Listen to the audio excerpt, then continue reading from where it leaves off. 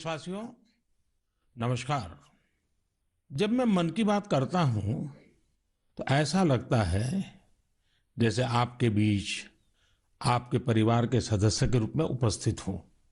हमारी छोटी छोटी बातें जो एक दूसरे को कुछ सिखा जाए, जीवन के खट्टे मीठे अनुभव जो जी भर के जीने की प्रेरणा बन जाए, बस यही तो है मन की बात।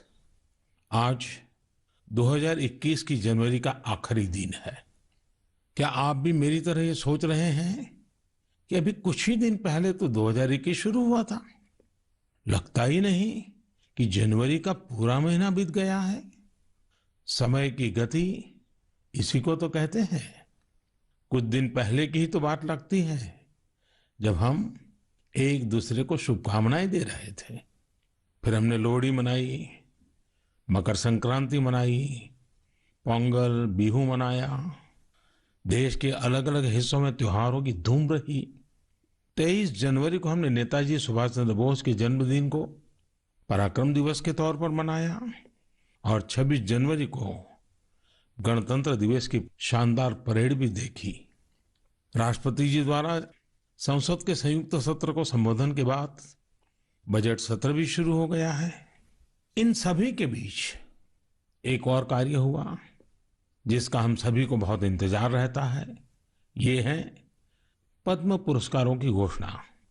राष्ट्र ने असाधारण कार्य कर रहे लोगों को उनकी उपलब्धियां और मानवता के प्रति उनके योगदान के लिए सम्मानित किया। इस साल भी पुरस्कार पाने वालों में वे लोग शामिल हैं जिन्होंने अलग अलग क्षेत्रों में बेहतरीन काम किया है।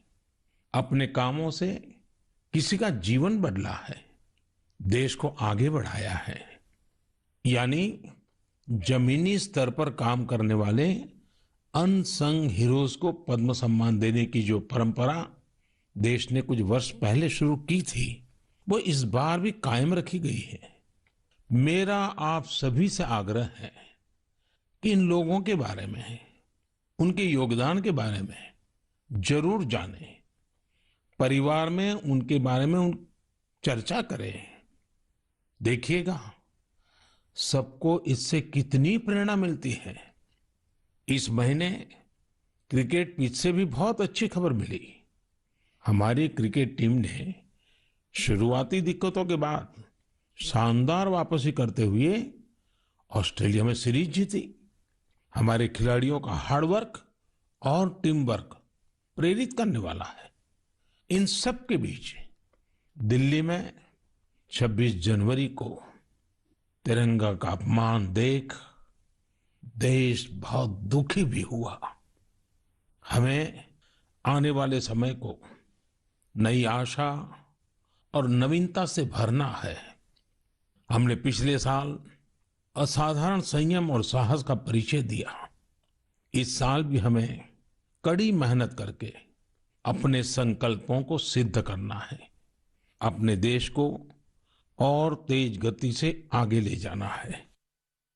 मेरे प्यारे देशवासियों, इस साल की शुरुआत के साथ ही कोरोना के खिलाफ हमारी लड़ाई को भी करीब करीब 1 साल पूरा हो गया है।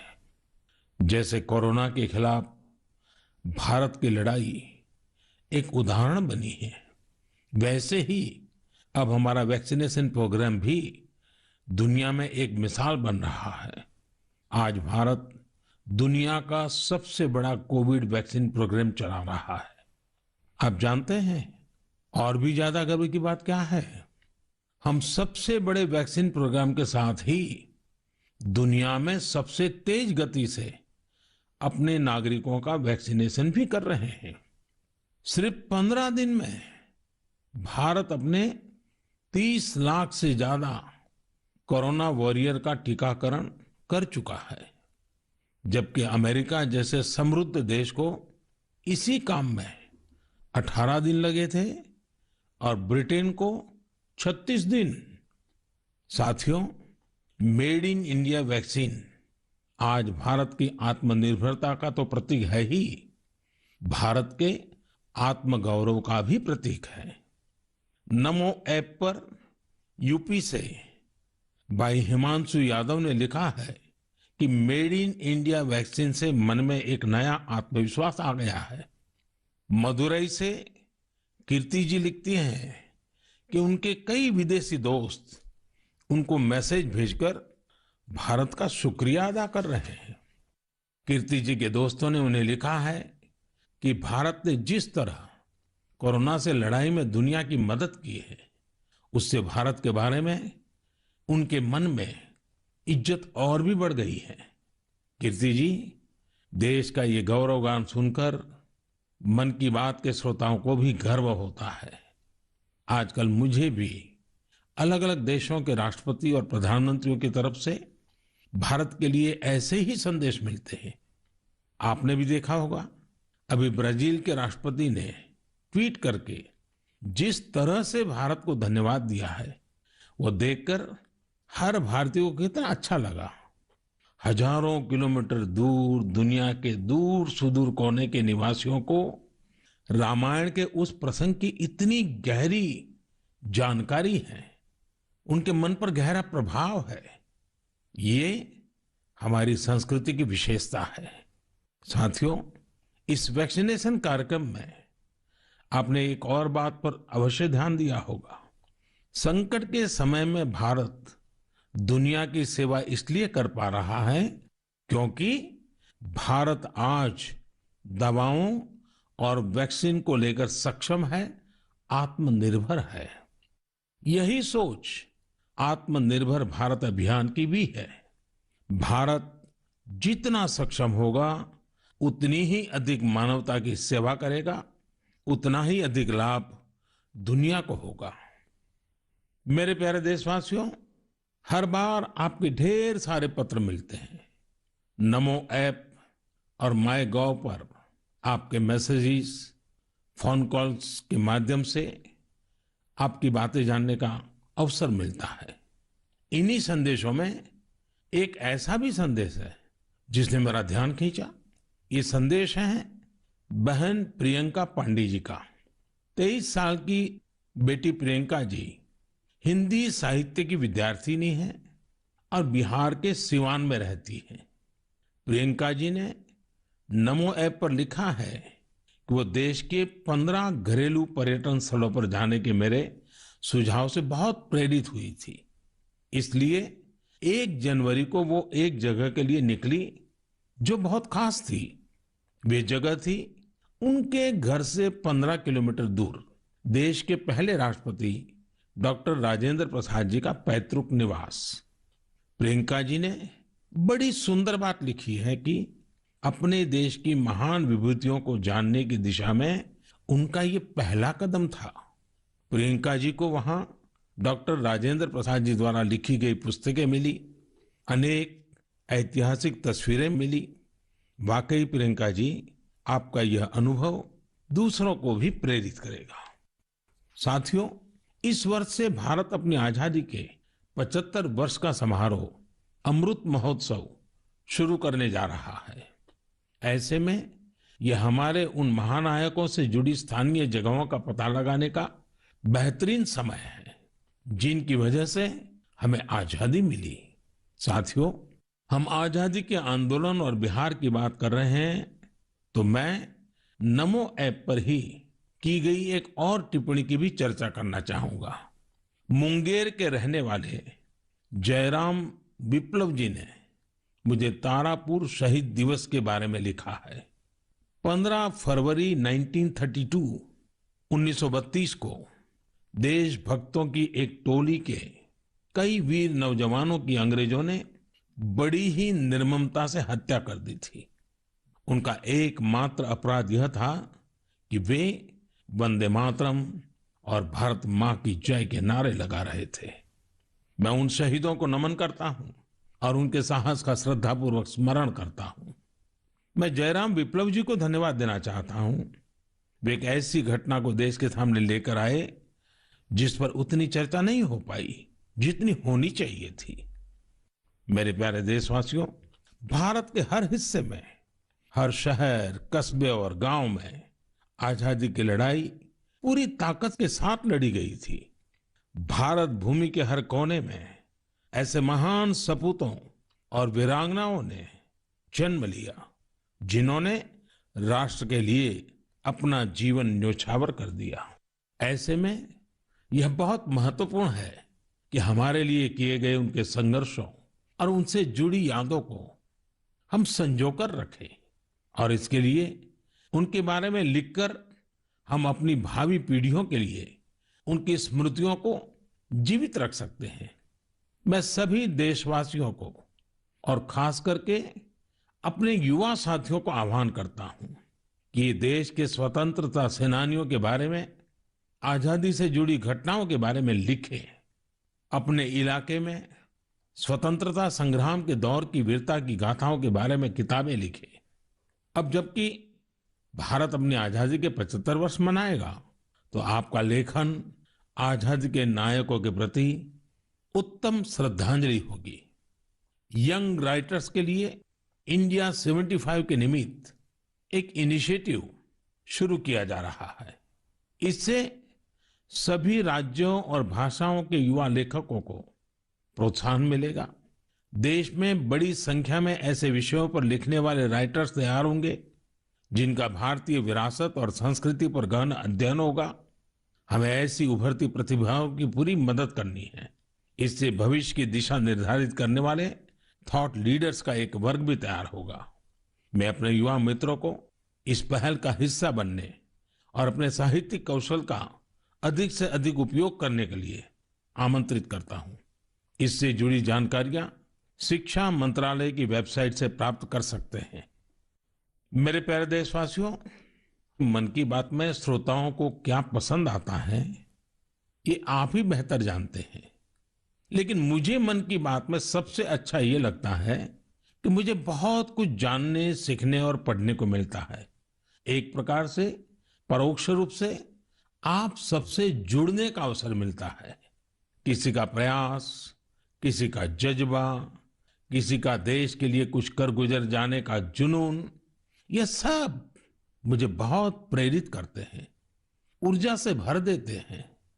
हैदराबाद के बोयिनपल्ली में एक स्थानीय सब्जी मंडी किस तरह अपने दायित्व को निभा रही है, ये पढ़कर भी मुझे बहुत अच्छा लगा। हम सब ने देखा है कि सब्जी मंडियां में अनेक वजहों से काफी सब्जी खराब हो जाती है। ये सब्जी इधर उधर फैलती है, गंदगी भी फैलाती है। लेकिन बोयिनपल्ली की सब्जी मंडी ने तय किया कि हर रोज बचने वाली इन सब्जियों को ऐसे ही फेंका नहीं जाएगा। सब्जी मंडी से जुड़े लोगों ने तय किया इससे बिजली बनाई जाएगी। बेकार हुई सब्जियों से बिजली बनाने के बारे में शायद ही आपने कभी सुना हो। यही तो इनोवेशन की ताकत है। आज बोयिनपल्ली की मंडी में पहले जो वेस्ट था, आज उसी से वेल्थ क्रिएट हो रही है। यही तो कचरे से कंचन बनाने की यात्रा है। वहां हर दिन करीब 10 टन वेस्ट निकलता है। इसे एक प्लांट में इकट्ठा कर लिया जाता है। प्लांट के अंदर इस वेस्ट से हर दिन 500 यूनिट बिजली बनती है और करीब 30 किलो बायोफ्यूल भी बनता है। इस बिजली से ही सब्जी मंडी में रोशनी होती है और जो बायोफ्यूल बनता है उससे मंडी की कैंटीन में खाना बनाया जाता है ना कमाल का प्रयास। ऐसा ही एक कमाल हरियाणा के पंचकुला की बड़ौद ग्राम पंचायत ने भी करके दिखाया है। इस पंचायत के क्षेत्र में पानी की निकासी की समस्या थी। इस वजह से गंदा पानी इधर उधर फैल रहा था, बीमारी फैलाता था। लेकिन बड़ौद के लोगों ने तय किया इस वाटर वेस्ट से भी वेल्थ क्रिएट करेंगे। ग्राम पंचायत ने पूरे गांव से आने वाले गंदे पानी को एक जगह इकट्ठा करके फिल्टर करना शुरू किया और फिल्टर किया हुआ ये पानी अब गांव के किसान खेतों में सिंचाई के लिए इस्तेमाल कर रहे हैं। यानी प्रदूषण, गंदगी और बीमारियों से छुटकारा भी और खेतों में सिंचाई भी। साथियों, पर्यावरण की रक्षा से कैसे आमदनी के रास्ते भी खुलते हैं, इसका एक उदाहरण अरुणाचल प्रदेश के तवांग में भी देखने को मिला। अरुणाचल प्रदेश के इस पहाड़ी इलाके में सदियों से मोन शुगु नाम का एक पेपर बनाया जाता है। ये कागज यहाँ के स्थानीय शुगु शेंग नाम के एक पौधे की छाल से बनाते हैं। इसलिए इस कागज को बनाने के लिए पेड़ों को नहीं काटना पड़ता है। इसके अलावा इसे बनाने में किसी केमिकल का इस्तेमाल भी नहीं होता है। यानी ये कागज पर्यावरण के लिए भी सुरक्षित है और स्वास्थ्य के लिए भी। एक वो भी समय था जब इस कागज का निर्यात होता था, लेकिन जब आधुनिक तकनीक से बड़ी मात्रा में कागज बनने लगे तो ये स्थानीय कला बंद होने की कगार पर पहुंच गई। अब एक स्थानीय सामाजिक कार्यकर्ता गोम्बू ने इस कला को पुनर्जीवित करने का प्रयास किया है। इससे यहाँ के आदिवासी भाई बहनों को रोजगार भी मिल रहा है। मैंने एक और खबर केरल की देखी है जो हम सभी को अपने दायित्वों का एहसास कराती है। केरल के कोट्टयम में एक दिव्यांग बुजुर्ग हैं, एनएस राजप्पन साहब। राजप्पन जी पैरालिसिस के कारण चलने में असमर्थ हैं, लेकिन इससे स्वच्छता के प्रति उनके समर्पण में कोई कमी नहीं आई है। वो पिछले कई सालों से नाव से वेम्बनाड झील में जाते हैं और झील में फेंकी गई प्लास्टिक की बोतलें बाहर निकाल करके ले आते हैं। सोचिए, राजप्पन जी की सोच कितनी ऊंची है। हमें भी राजप्पन जी से प्रेरणा लेकर स्वच्छता के लिए जहां संभव हो अपना योगदान देना चाहिए। मेरे प्यारे देशवासियों, कुछ दिन पहले आपने देखा होगा अमेरिका के सैन फ्रांसिस्को से बंगलुरु के लिए एक नॉन स्टॉप फ्लाइट की कमान भारत की 4 विमेन पायलट्स ने संभाली। 10,000 किलोमीटर से भी ज्यादा लंबा सफर तय करके ये फ्लाइट 225 से अधिक यात्रियों को भारत लेकर आई। आपने इस बार 26 जनवरी की परेड में भी गौर किया होगा, जहां भारतीय वायुसेना की 2 विमेन ऑफिसर्स ने नया इतिहास रच दिया है। क्षेत्र कोई भी हो, देश की महिलाओं की भागीदारी लगातार बढ़ रही है। लेकिन अक्सर हम देखते हैं कि देश के गांवों में हो रहे इसी तरह के बदलाव की उतनी चर्चा नहीं हो पाती। इसलिए जब मैंने एक खबर मध्य प्रदेश के जबलपुर की देखी तो मुझे लगा कि इसका जिक्र तो मुझे मन की बात में जरूर करना चाहिए। ये खबर बहुत प्रेरणा देने वाली है। जबलपुर के चिचगांव में कुछ आदिवासी महिलाएं एक राइस मिल में दिहाड़ी पर काम करती थी। कोरोना वैश्विक महामारी ने जिस तरह दुनिया के हर व्यक्ति को प्रभावित किया, उसी तरह ये महिलाएं भी प्रभावित हुई।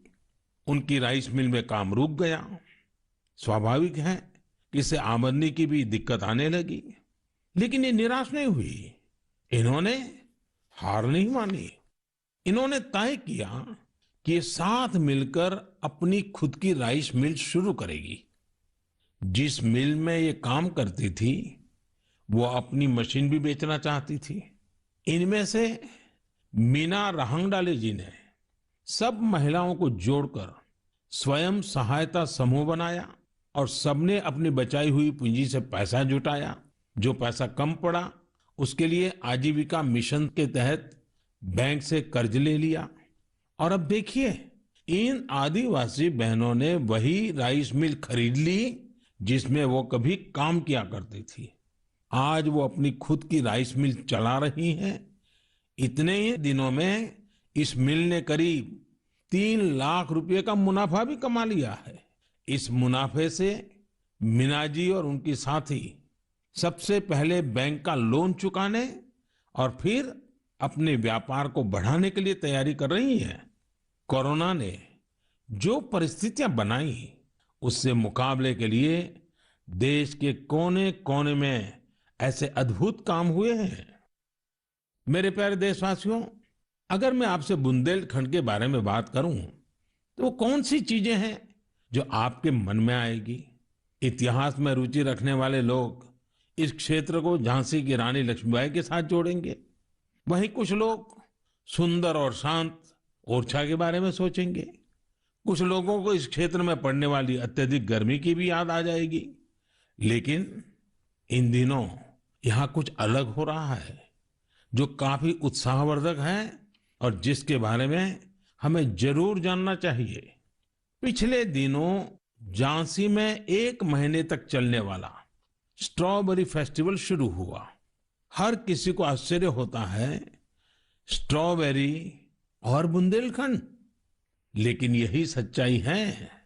अब बुंदेलखंड में स्ट्रॉबेरी की खेती को लेकर उत्साह बढ़ रहा है और इसमें बहुत बड़ी भूमिका निभाई है झांसी की एक बेटी गुरलीन चावला ने।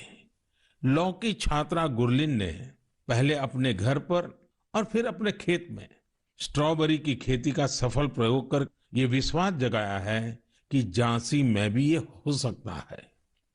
झांसी का strawberry festival stay at home concept पर जोर देता है। इस महोत्सव के माध्यम से किसानों और युवाओं को अपने घर के पीछे खाली जगह पर या छत पर टेरेस गार्डन में बागवानी करने और स्ट्रॉबेरीज उगाने के लिए प्रोत्साहित किया जा रहा है। नई टेक्नोलॉजी की मदद से ऐसे ही प्रयास देश के अन्य हिस्सों में भी हो रहे हैं। जो स्ट्रॉबेरी कभी पहाड़ों की पहचान थी, वह अब कच्छ की रेतीली जमीन पर भी होने लगी है। किसानों की आय बढ़ रही है। साथियों, स्ट्रॉबेरी फेस्टिवल जैसे प्रयोग इनोवेशन की स्पिरिट को तो प्रदर्शित करते ही हैं, साथ ही यह भी दिखाते हैं कि हमारे देश का कृषि क्षेत्र कैसे नई टेक्नोलॉजी को अपना रहा है। साथियों, खेती को आधुनिक बनाने के लिए सरकार प्रतिबद्ध है और अनेक कदम उठा भी रही है। सरकार के प्रयास आगे भी जारी रहेंगे। मेरे प्यारे देशवासियों, कुछ ही दिन पहले मैंने एक वीडियो देखा। वह वीडियो पश्चिम बंगाल के वेस्ट मिदनापुर स्थित नया पिंगला गांव के एक चित्रकार सरमुद्दीन का था। वो प्रसन्नता व्यक्त कर रहे थे कि रामायण पर बनाई उनकी पेंटिंग 2 लाख रुपए में बिकी है। इससे उनके गांव वालों को भी काफी खुशी मिली है। इस वीडियो को देखने के बाद मुझे इसके बारे में और अधिक जानने की उत्सुकता हुई। इसी क्रम में मुझे पश्चिम बंगाल से जुड़ी एक बहुत अच्छी पहल के बारे में जानकारी मिली, जिसे मैं आपके साथ जरूर साझा करना चाहूंगा। पर्यटन मंत्रालय के रीजनल ऑफिस ने महीने के शुरू में ही बंगाल के गांवों में एक इनक्रेडिबल इंडिया वीकेंड गेटवे की शुरुआत की। इसमें पश्चिम मिदनापुर, बांकुरा, बीरभूम, पुरुलिया, पूर्व बर्धमान, वहां के हस्तशिल्प कलाकारों ने विजिटर्स के लिए हैंडीक्राफ्ट वर्कशॉप आयोजित की। मुझे यह भी बताया गया कि इनक्रेडिबल इंडिया वीकेंड गेटवे के दौरान हैंडीक्राफ्ट की जो कुल बिक्री हुई, वो हस्तशिल्पकारों को बेहद प्रोत्साहित करने वाली है। देश भर में लोग भी नए नए तरीकों से हमारी कला को लोकप्रिय बना रहे हैं। ओडिशा के राउरकेला की भाग्यश्री साहू को देख लीजिए। वैसे तो इंजीनियरिंग की छात्रा है, लेकिन पिछले कुछ महीनों में उन्होंने पट्टचित्र कला को सीखना शुरू किया और उसमें निपुणता हासिल कर ली है। लेकिन क्या आप जानते हैं कि उन्होंने पेंट कहाँ किया? सॉफ्ट स्टोन्स पर। कॉलेज जाने के रास्ते में भाग्यश्री को ये सॉफ्ट स्टोन मिले। उन्होंने इन्हें एकत्र किया और साफ किया। बाद में उन्होंने रोजाना 2 घंटे इन पत्थरों पर पट्टचित्र स्टाइल में पेंटिंग की। वह इन पत्थरों को पेंट कर उन्हें अपने दोस्तों को गिफ्ट करने लगी। लॉकडाउन के दौरान उन्होंने बोतलों पर भी पेंट करना शुरू कर दिया। अब तो वो इस आर्ट पर वर्कशॉप भी आयोजित करती हैं। कुछ दिन पहले ही सुभाष बाबू की जयंती पर भाग्यश्री ने पत्थर पर ही उन्हें अनोखी श्रद्धांजलि दी। मैं भविष्य के उनके प्रयासों के लिए शुभकामनाएं देता हूं। आर्ट एंड कलर्स के जरिए बहुत कुछ नया सीखा जा सकता है, किया जा सकता है। झारखंड के दुमका में किए गए एक ऐसे ही अनुपम प्रयास के बारे में मुझे बताया गया। यहाँ मिडिल स्कूल के एक प्रिंसिपल ने बच्चों को पढ़ाने और सिखाने के लिए गांव की दीवारों को ही अंग्रेजी और हिंदी के अक्षरों से पेंट करवा दिया। साथ ही उसमें अलग अलग चित्र भी बनाए गए हैं। इससे गांव के बच्चों को काफी मदद मिल रही है। मैं ऐसे सभी लोगों का अभिनंदन करता हूं जो इस प्रकार के प्रयासों में लगे हैं। मेरे प्यारे देशवासियों, भारत से हजारों किलोमीटर दूर, कई महासागरों महाद्वीपों के पार एक देश है जिसका नाम है चिले। भारत से चिले पहुंचने में बहुत अधिक समय लगता है, लेकिन भारतीय संस्कृति की खुशबू वहां बहुत समय पहले से ही फैली हुई है। एक और खास बात यह है कि वहां पर योग बहुत अधिक लोकप्रिय है। आपको यह जानकर अच्छा लगेगा कि चिले की राजधानी सैंटियागो में 30 से ज्यादा योग विद्यालय हैं। चिले में अंतर्राष्ट्रीय योग दिवस भी बड़े ही उत्साह से मनाया जाता है। मुझे बताया गया है कि हाउस ऑफ डेप्यूटीज में योग दिवस को लेकर बहुत ही गर्मजोशी भरा माहौल होता है। कोरोना के इस समय में इम्यूनिटी पर जोर और इम्यूनिटी बढ़ाने में योग की ताकत को देखते हुए अब वे लोग योग को पहले से कहीं ज्यादा महत्व दे रहे हैं। चिले की कांग्रेस यानी वहां की पार्लियामेंट ने एक प्रस्ताव पारित किया है। वहां 4 नवंबर को नेशनल योगा डे घोषित किया गया है। अब आप ये सोच सकते हैं कि आखिर 4 नवंबर में ऐसा क्या है। 4 नवंबर 1962 को ही चिले का पहला योग संस्थान होजे राफाल एस्ट्राडा द्वारा स्थापित किया गया था। इस दिन को नेशनल योगा डे घोषित करके एस्ट्राडा जी को भी श्रद्धांजलि दी गई है। चिले की पार्लियामेंट द्वारा यह एक विशेष सम्मान है जिस पर हर भारतीय को गर्व है।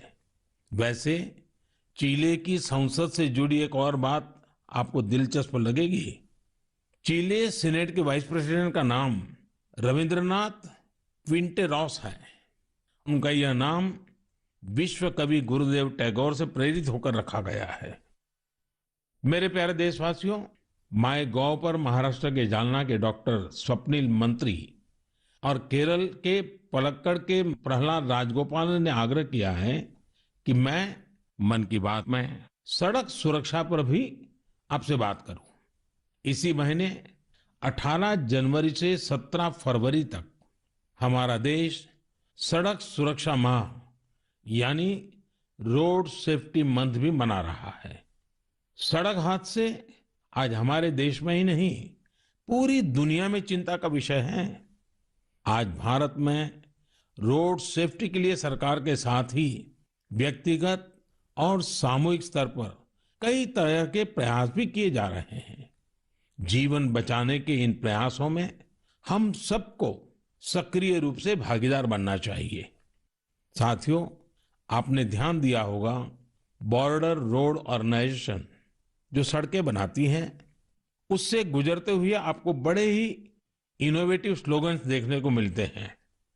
This is highway not runway, या फिर be mister late then late mister. ये स्लोगन्स सड़क पर सावधानी बरतने को लेकर लोगों को जागरूक करने में काफी प्रभावी होते हैं। अब आप भी ऐसे ही इनोवेटिव स्लोगन्स या कैच फ्रेजेस माय गॉव पर भेज सकते हैं। आपके अच्छे स्लोगन्स भी इस अभियान में उपयोग किए जाएंगे। साथियों, रोड सेफ्टी के बारे में बात करते हुए मैं नमो ऐप पर कोलकाता की अपर्णा दास जी की एक पोस्ट की चर्चा करना चाहूंगा। अपर्णा जी ने मुझे फास्टैग प्रोग्राम पर बात करने की सलाह दी है। उनका कहना है कि फास्टैग से यात्रा का अनुभव ही बदल गया है। इससे समय की तो बचत होती ही है, टोल प्लाजा पर रुकने, कैश पेमेंट की चिंता करने जैसी दिक्कतें भी खत्म हो गई हैं। अपर्णा जी की बात सही भी है। पहले हमारे यहाँ टोल प्लाजा पर एक गाड़ी को औसतन 7 से 8 मिनट लग जाते थे, लेकिन फास्टैग आने के बाद ये समय औसतन सिर्फ 1.5-2 मिनट रह गया है। टोल प्लाजा पर वेटिंग टाइम में कमी आने से गाड़ी के ईंधन की बचत भी हो रही है। इससे देशवासियों के करीब 21,000 करोड़ रुपए बचने का अनुमान है। यानी पैसे की भी बचत और समय की भी बचत। मेरा आप सभी से आग्रह है कि सभी दिशा निर्देशों का पालन करते हुए अपना भी ध्यान रखें और दूसरों का जीवन भी बचाएं। मेरे प्यारे देशवासियों, हमारे यहाँ कहा जाता है, जल बिंदु निपातेन क्रमशः पूर्यते घटः। अर्थात एक एक बूंद से ही घड़ा भरता है। हमारे एक एक प्रयास से ही हमारे संकल्प सिद्ध होते हैं। इसलिए 2021 की शुरुआत जिन लक्ष्यों के साथ हमने की है, उनको हम सबको मिलकर ही पूरा करना है। तो आइए हम सब मिलकर इस साल को सार्थक करने के लिए अपने अपने कदम बढ़ाएं। आप अपना संदेश, अपने आइडियाज जरूर भेजते रहिएगा। अगले महीने हम फिर मिलेंगे। इति विदा पुनर्मिलनाय।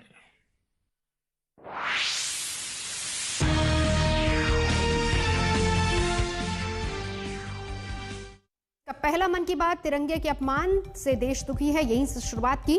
हालांकि किसानों पर ज्यादा कुछ नहीं कहा। 26 जनवरी की लाल किले की घटना को लेकर जरूर उन्होंने जिक्र किया। साथ ही साथ तमाम अन्य पहलुओं जिसमें कोरोना का जिक्र भी किया कि किस तरीके से भारत आत्मनिर्भर बना है वैक्सीन के मामले में, और उसका जिक्र प्रधानमंत्री ने किया है। इसके अलावा 26 जनवरी को लाल किले के तिरंगे के अपमान का जिक्र भी प्रधानमंत्री ने किया। दिल्ली में 26 जनवरी को तिरंगा का अपमान देख देश बहुत दुखी भी हुआ। हमें आने वाले समय को नई आशा और नवीनता से भरना है। और कोरोना वैक्सीन को लेकर भी प्रधानमंत्री ने कहा कि हिंदुस्तान आत्मनिर्भर बना है। क्या कुछ कहा, सुनिए जरा। कोरोना के खिलाफ भारत की लड़ाई एक उदाहरण बनी है। वैसे ही अब हमारा वैक्सीनेशन प्रोग्राम भी दुनिया में एक मिसाल बन रहा है। आज भारत दुनिया का सबसे बड़ा कोविड वैक्सीन प्रोग्राम चला रहा है। आप जानते हैं और भी ज्यादा गर्व की बात क्या है? हम सबसे बड़े वैक्सीन प्रोग्राम के साथ ही दुनिया में सबसे तेज गति से अपने नागरिकों का वैक्सीनेशन भी कर रहे हैं। सिर्फ 15 दिन में भारत अपने 30 लाख से ज्यादा कोरोना वॉरियर का टीकाकरण कर चुका है, जबकि अमेरिका जैसे समृद्ध देश को इसी काम में 18 दिन लगे थे और ब्रिटेन को 36 दिन।